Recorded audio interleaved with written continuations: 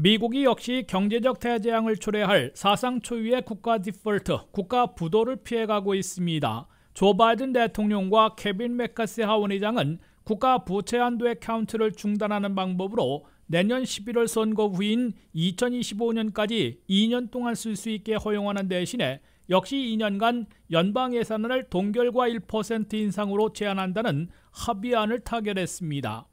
조 바이든 대통령과 케빈 맥카시 하원의장은 별도의 입장 발표를 통해 재앙적인 국가 디폴트를 막고 미국민들을 위해 초당적으로 합의한 것이라고 강조했습니다. And this is a deal is good news, I believe you'll see, for the American people. The agreement prevents the worst possible crisis. Congress is going to work better, smarter in this process because of it, and we'll get our work done.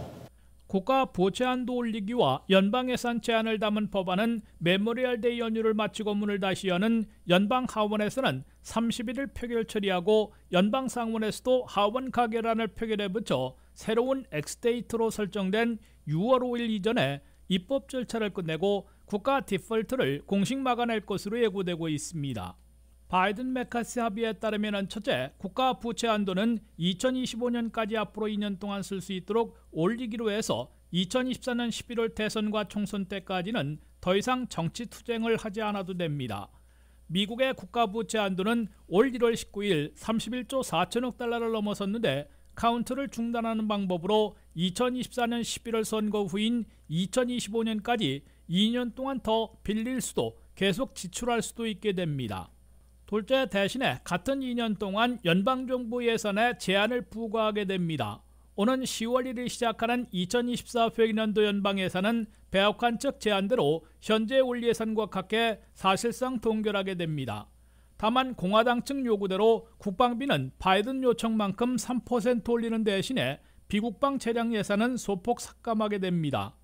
2025년 연방예산에서는 국방비와 일반 국내 예산을 합해 인상폭을 1%로 제한하게 됩니다. 셋째, 내년 예산에서 일반 부처 예산을 동결이 아니라 삭감해야 하기 때문에 IRS 증액분 800억 달러 중에 100억 달러를 국내 정책 예산으로 전용키로 했습니다.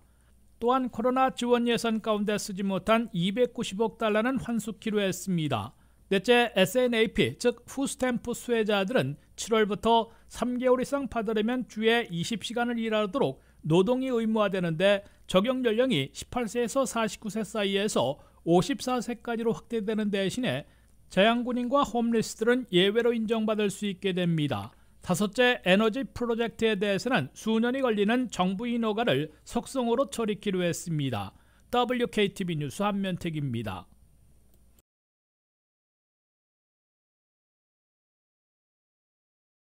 조 바이든 대통령과 케빈 맥카시 하원의장이 근 한 달간의 국가 부채 한도 올리기 투쟁에서 예산을 주고받는 것으로 사상 초유의 국가 디폴트, 국가 부도를 피하는 정치력, 지도력을 발휘했습니다. 바이든 대통령으로서는 첫째, 국가 부채 한도를 2년간 쓸 수 있을 만큼 올려서 내년 대선과 총선까지는 국가 부도를 볼모로 잡는 정치 투쟁을 피하게 되는 성과를 얻어냈습니다. 둘째, 이미 승인된 바이든 대통령의 핵심 정책들인 전기차 등 에너지 전환에 대한 텍스 크레딧과 헬스케어 보조, 6월 말 연방대법원 판결에 따라 결정될 학자 융자금 탕감 조치 등을 지켜냈습니다.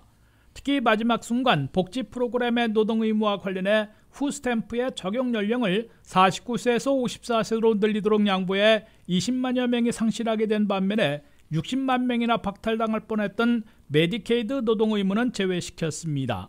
셋째, 연방 예산 규모를 2024년 동결, 2025년 1% 인상 억제에 합의함으로써 전체 예산 삭감 규모를 10년간 6,500억 달러 규모로 축소시켜 당초 각오했던 1조 달러는 물론 공화당 하원안의 4조 달러보다 훨씬 적게 깎이게 된 것으로 풀이되고 있습니다. 반면 케빈 맥카시 하원의장은 첫째, 초당적인 의무인 국가 부채 한도 올리기에 합의해주는 대신에 민주당의 퍼주기 정책과 예산에 제동을 걸기 시작한 성과를 얻어냈습니다.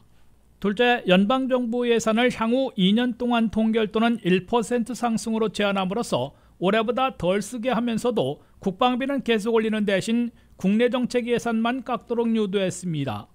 다만 공화당 하원안은 10년간 예산 삭감폭이 4조 달러나 됐는데 백악관의 첫 제안의 1조 달러보다 적은 6,500억 달러 삭감으로 나타나 공화당 하원 내 보수 강경파들의 반발을 초래하고 있습니다.